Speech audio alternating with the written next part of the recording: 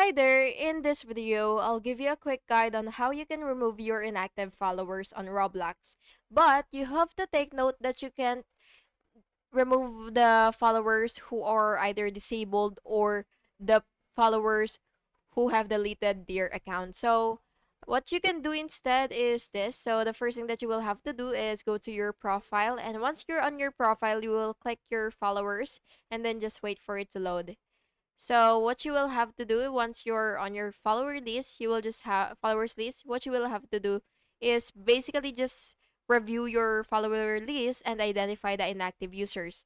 So those users are either the people you haven't interacted with lately or who haven't played your games. So beside their profile, you should see something like three dots to each user, and then what you will have to do is you will select remove follower, and then you will just have to confirm when prompted. However, if you're unable to do that, what you will have to do is go to their profile instead, and then you will click the three dots, and then what you will have to do is block them, and that will and they will be removed from your follower list.